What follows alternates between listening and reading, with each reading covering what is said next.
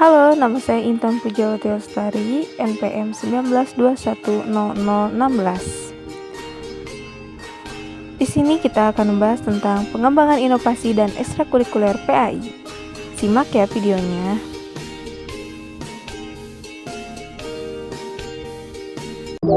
Baik, yang pertama kita akan membahas tentang pengertian ekstrakurikuler PAI atau Pendidikan Agama Islam.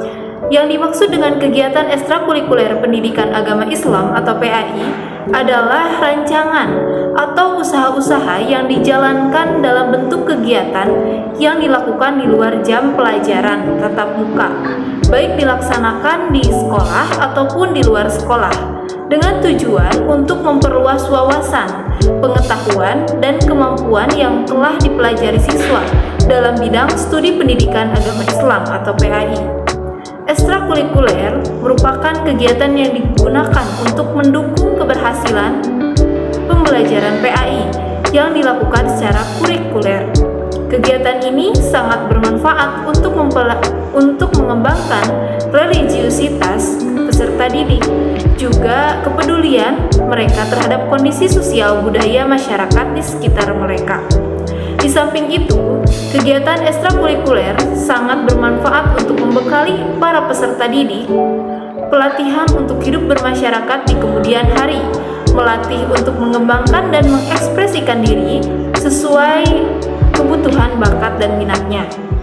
Hal ini sejalan dengan tujuan pendidikan nasional yang menggariskan untuk mengembangkan potensi peserta didik agar menjadi sehat, berilmu, cakap, kreatif, mandiri, dan setia menjadi warga negara yang demonstratif dan bertanggung jawab.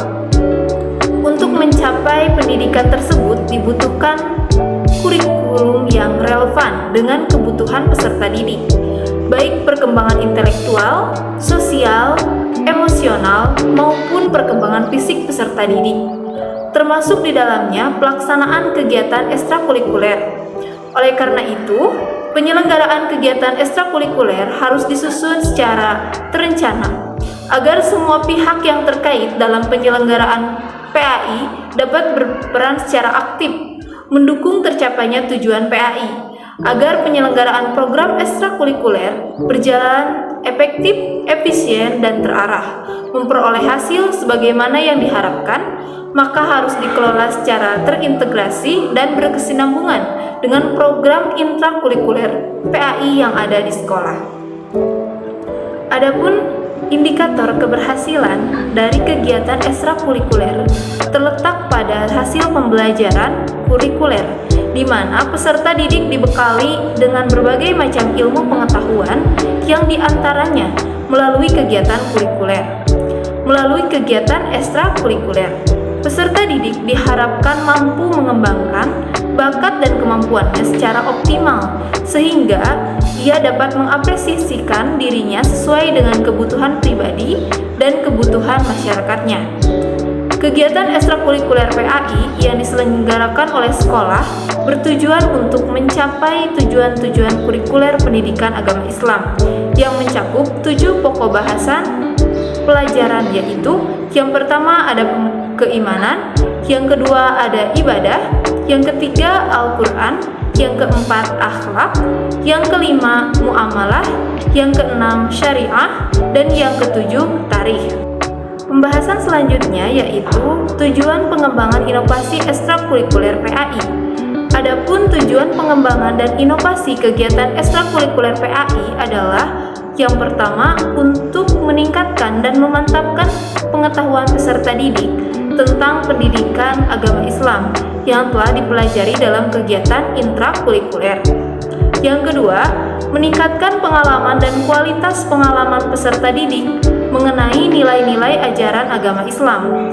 Yang ketiga, mengembangkan bakat, minat, kemampuan, dan keterampilan dalam upaya pembinaan kehidupan beragama pribadi peserta didik, serta mendorong peserta didik agar lebih berprestasi dalam kemampuan dan keterampilan peserta didik dalam mata pelajaran pendidikan agama Islam.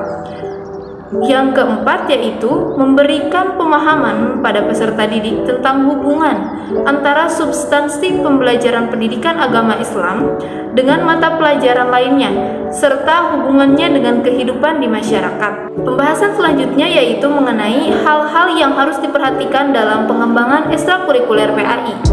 Yang pertama, kegiatan ekstrakurikuler harus menjadi kegiatan yang edukatif dan ritual, karena dengan adanya kegiatan tersebut diharapkan dapat menunjang proses pembinaan dan pendidikan praktis dalam kehidupan sehari-hari. Yang kedua, kegiatan ekstrakurikuler sebaiknya dapat menjadi kegiatan rekreatif yang dapat memacu semangat baru dan menghilangkan kejenuhan, sehingga peserta didik akan memperoleh manfaat dari kegiatan yang diikuti dan memiliki kesiapan untuk menghadapi pelajaran baru. Yang ketiga, kegiatan ekstrakurikuler harus terbebas dari hal-hal yang mendustakan, merusak serta menyerang akhlak dan prinsip-prinsip moral, seperti membahas ayat-ayat Allah tanpa acuan yang jelas, memandang sinis terhadap orang yang tenang dan rajin beribadah. Dan yang keempat, dalam kegiatan ekstrakurikuler harus menampilkan sosok pembimbing yang aktif dan efektif, serta menjadi teladan yang ideal dan aktif dalam berbagai kegiatan. Yang selanjutnya yaitu contoh-contoh pengembangan dan inovasi ekstrakurikuler PAI dalam hasil pendidikan era society 5.0. Yang pertama yaitu baca tulis Al-Quran atau BTQ, yang merupakan kegiatan pembinaan kemampuan membaca dan menulis Al-Quran, meliputi penugasan dasar-dasar ilmu tajwid, makharijul huruf, dan kelancaran membaca dan menulis.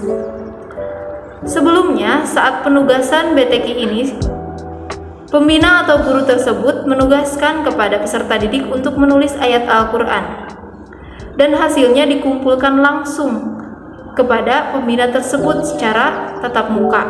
Dan saat itu juga, sekarang BTQ ini bisa dilakukan secara online atau digital ya.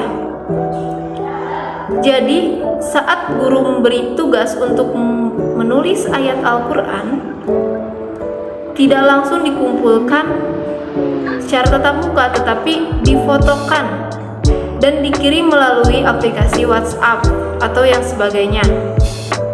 Tidak saat itu juga, tetapi bisa menggunakan aplikasi. Yang kedua, ada tahfidz Al-Quran, yang merupakan kegiatan pembinaan keterampilan menghafal ayat-ayat Al-Quran. Sebelumnya, tahfidz ini dilakukan secara langsung, menghafal di depan pembina atau guru tahfidz tersebut secara tatap muka dan diperhatikan oleh guru tersebut. Sekarang, tahfidz ini bisa melalui aplikasi, misalkan aplikasi Zoom Meeting atau Google Meet dengan pembina tersebut. Jadi tidak melakukan tatap muka langsung, tetapi melewati aplikasi. Dan pembina tersebut mendengarkan hafalannya secara online atau digital. Yang ketiga, ada pembinaan tilawah Al-Quran, yang merupakan kegiatan pembinaan keterampilan seni membaca Al-Quran yang mengacu pada kaidah-kaidah tartil yang dikembangkan melalui qiraatus sab'ah. Sebelumnya, peserta didik ini mendengarkan langsung gurunya atau pembina tilawah ini dan mempraktekkan secara langsung bersama-sama pada saat itu juga. Sekarang, pembinaan tilawah Al-Quran ini bisa melalui aplikasi dengan Google Meet atau Zoom Meeting. Saat peserta didik itu mendengarkan gurunya secara online, secara daring gitu, tidak tatap muka, tetapi mendengarkan melewati aplikasi. Lalu peserta didik itu mencontohkan dengan melewati aplikasi juga. Yang selanjutnya ada seni kaligrafi, yang merupakan kegiatan pembinaan keterampilan menulis Arab berdasarkan kaidah qat'iyah dan imla'iyah yang benar. Sebelumnya, seni kaligrafi ini dilakukan secara langsung. Jadi, guru atau pembina kaligrafi ini menugaskan untuk menggambar teks Arab secara langsung dan hasilnya dikumpulkan secara langsung saat itu juga. Sekarang, seni kaligrafi ini tidak ditulis di dalam buku lagi, tidak ditulis di dalam kertas lagi, tetapi bisa menggunakan aplikasi yang mendukung untuk menggambar kaligrafi tersebut. Dan hasilnya juga dikirimkan melewati aplikasi WhatsApp atau sebagainya kepada pembina kaligrafi tersebut. Jadi tidak ditulis di buku lagi, tetapi bisa menggunakan aplikasi dengan mendesain sedemikian rupa sesuai keinginan peserta didik. Mungkin sekian, terima kasih.